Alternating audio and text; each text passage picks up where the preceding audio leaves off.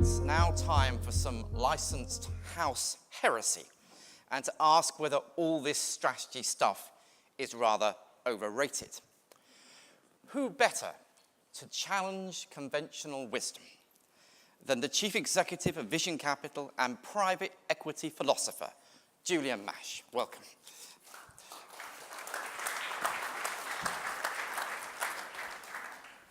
Well, I've never heard that one before. Thank you.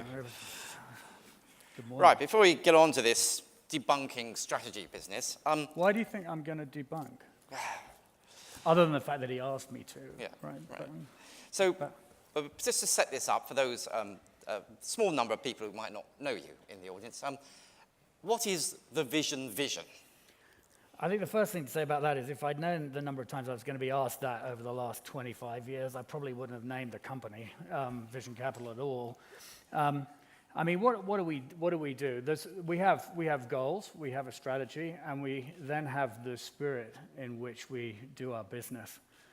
So the goal, I think, we would share with everybody here, which is to deliver superior returns over the long run on a risk-adjusted basis to our investors, and to do it in a way that everybody can be proud of, reflecting the responsibilities that we all as managers have and as LPs, as fiduciaries have, to our investor stakeholders and beneficiaries. But we're always acutely conscious of how we have much broader responsibilities than that. You know, the fact is, in private equity, we only win if a lot of other people win too. And the influence that we have over the many thousands and millions of people in all our companies in this industry, just in the UK, is enormous. So we have a responsibility to all of them. We have a responsibility to the planet.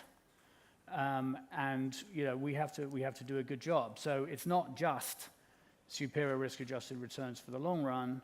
It's also how you do it and how you pay attention to the wider stakeholders. And a lot of people say, you know, make money and then explain how later, maybe.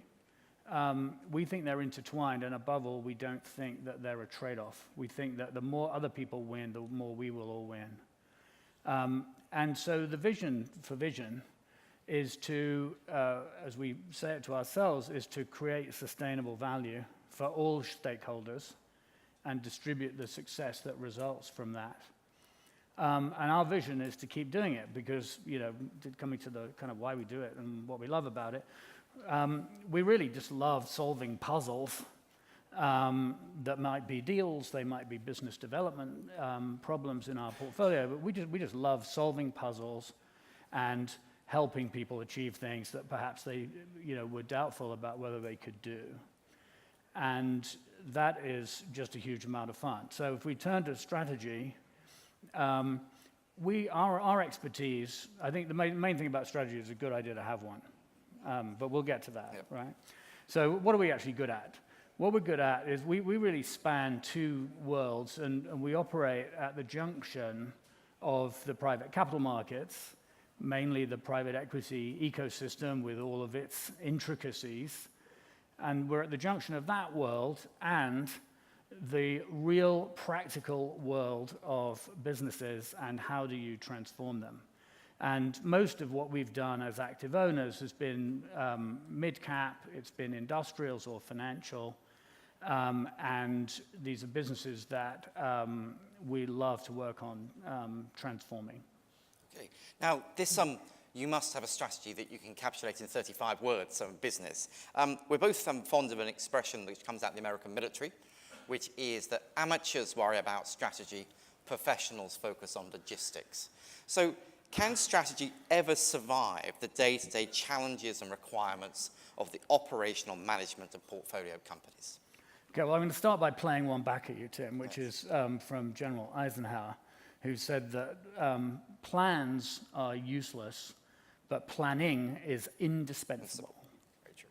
And so I think, look, let's focus in on the performance statistics for private equity. The fact is, there are a whole lot of right answers in terms of what people are really good at, and the best managers in a given subsector will outperform regardless of what that strategy is.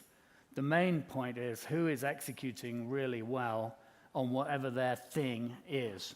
So one answer to your question is execution's more important than strategy. But if you don't know what your strategy is, you haven't got a prayer of executing it well. Yeah, okay. But taking the spirit of generalize and how, strategy, or the use of the term strategy, assumes that you can just get up one morning and decide upon one, that you have a wide range of options. Are there aspects of the character and structure of private equity itself which places innate limits on strategy? Well, I think there are a number. And they're so sort of deeply embedded in how the industry works that it's very easy to go for quite a long time without really kind of, as this previous speaker said, just stepping back and thinking about how you might refresh it. So we're all about building businesses, right, in private equity. Only if businesses get more valuable do any of the stakeholders prosper. So if we think about the structure of private equity and how it relates to that process of building value in businesses, there are a number of things in the structure of private equity that sort of interrupt that. And there are really two, I think, that are most important. One is arbitrary timetables, and the other one is how incentives work. So the point about arbitrary timetables is if a private wealth manager or a robo-private wealth manager or whoever it was came to you in relation to your public equity portfolio and said, we think these stocks are great, but we're going to sell them all for you, you would wonder why. Because you would be judging your investments by their prospects and not how long you would own them for. And yet, the classic private equity 10-year fund model forces us, if we're operating within, Vision doesn't quite but in the same way, but if we're all operating within the 10-year fund model, you have to sell things after a while because your LPs want liquidity as well as their returns. And coming to incentives, you basically get paid when you sell things. So there is this bias to looking at time in strict arbitrary bands of, I'm going to buy this company and it's within this fund, so I need to sell it at a certain time. And that can go wrong. And that sits quite often in juxtaposition to what the prospects of that underlying company are. So I think there's a risk that whatever the strategy is, it can be unnecessarily constrained by some of the rigidities of arbitrary timetables and incentive bias. And so to that extent, the architecture of private equity does indeed inhibit strategy, almost, but not quite, regardless of what that strategy actually is. When the 10-year fund was invented, it was invented for venture capital, originally in the United States, although, of course, Jonathan Blake followed up very quickly with the European versions starting about 30 years ago. And at that point, there was no developed private capital market. So you had a startup, and if it wasn't public within 5 years, it probably wasn't going to make it. So it kind of didn't matter that this 5-year shot was housed within a 10-year wrapper. But now, private equity owns so many different kinds of assets, different themes. Many of the companies that are owned by private equity have long, prosperous futures way beyond the constraints of private equity funds. And the other thing, which is perhaps harder to say, is that fundraising cycles create pro-cyclicality in terms of returns. We have record high entry prices today. We have massive amounts of dry powder, depending on where it is and what it's for. And the system says, invest it, guys. And that's what you're doing. And I hope it all works out. Yes. Well, I'm sure it will. Honest. We had our LP-only summit yesterday afternoon, and one of the big themes out of there was really the increasing use of secondaries and the role of secondaries in strategic formation execution and the likely expansion of the secondary sector over the next 3 to 5 years. Will secondaries be the next big thing? Well, I think they already are, aren't they? I mean, I think the whole landscape in the industry is, it's grown enormously through the phases that Matthew described very well, and it's got a lot larger, and there's increasing specialization by all kinds of different variables, along with all the sort of common themes. And if you think about the growth of secondaries, it's entirely natural. I mean, your average stock market will turn itself over about 100% a year, roughly. The aggregate volume of trading in the major stock markets of the world is about 100% of the market cap. In secondaries, it's still, 3, 4, 5%? So inherently, there's no reason why there's anything magic about 4, other than the fact that it's bigger than 1, which is what it used to be, relative to many of the other capital markets. And so I think that the increase in size, and I'm aware of a number of the scaled secondaries funds who are absolutely and specifically planning for sort of LP and other secondaries type volume growing from 50 billion a year to 250 billion a year. And that's what they're planning for, and good luck. It's very logical.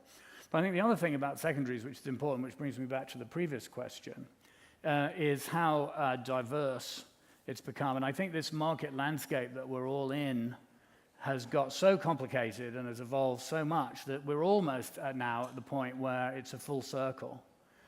So lots and lots of people buy companies to sell them because of the funds and how they get paid.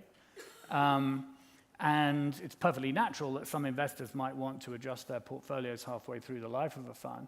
But where the secondaries market is headed is all the way back into buying partnerships that still only now own one company. And so what the difference is between a secondary fund transaction that owns one company and buying and selling a company, it's almost, if you bear with me, it's almost a full circle. So I think the specialization of secondaries is going to, obviously, it'll continue. It's been enormous. Various of the things that we've done looking at ways to create interesting investments that solve puzzles for people have included elements of secondaries, like direct secondaries. What is a direct secondary? Well, when we pioneered it, it was all these companies in this old fund need to be sold, so why don't you sell all of them at once at a good price? That made sense for us because we could bring a new horizon to all of those companies and fresh capital, which is one of the other weaknesses in the architecture. What do you do if the transformation acquisition of one of your great portfolio companies happens to come along after the owner had his 5th birthday?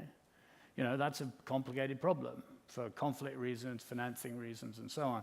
And so a lot of the things that we've looked at doing in pursuit of risk-adjusted returns is just various ways, some more debt-like, some more equity-like, of addressing some of those issues. And indeed, you could argue that one of the more recent trends in secondaries towards continuation funds and fund extensions and refreshment of the capital available to portfolio companies that are in older funds actually is a way of addressing this timetable constraint. And so it's incredibly rational. I think there'll be a lot more of it done. But in a way, it's a shame that it's solving a problem that might have been structured out in the first place. But that's just an observation. Yeah.